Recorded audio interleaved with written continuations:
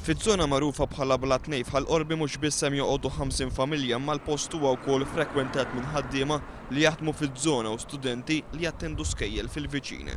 Din iż-żona hija mifruda mill-bqija tal-lokalità ta' Ħallqormi bil-bypass traffikuża tal-Imrieħel li 7 snin ilu ħallet vittma żewġ tfajliet fil-fjur ta' ħajjithom. L-unika azzjoni li ttieħdet mill-Awtorità Governattiva Transport Malta kienet li tibni ħajt tal-ħadid li ostakola lin-nies milli jaqsmu min-naħa l-oħra.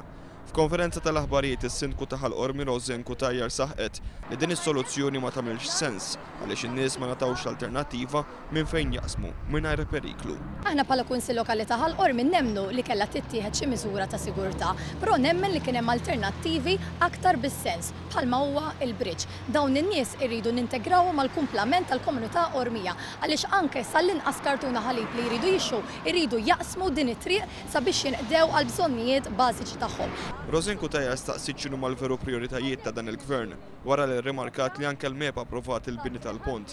Is-Sindku ta' Ħallqormi qalet li mhux aċċettabbli li Transport Malta tgħid li n-nies jażlu li jaqsmu mill-bypass għaliex huma żenin. Nixtieqhom qar naqra lights hawn mhux hemm il-kamra ta' din hemm fuq, jaqbżu l-kamra koħod ġej suq.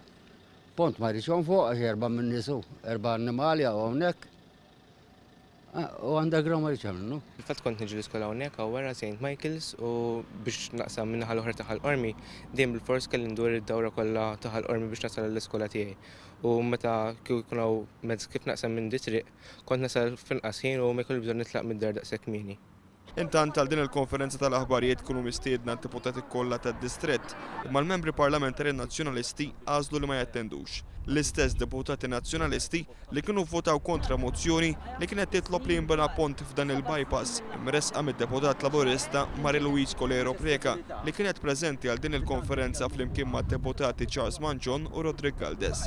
Il-mozzjoni tal-oppożizzjoni kienet tisħaq li gvern ġdid jitkellem ma' residenti u daw kollha konċernati biex tinstab soluzzjoni għal din il-problema.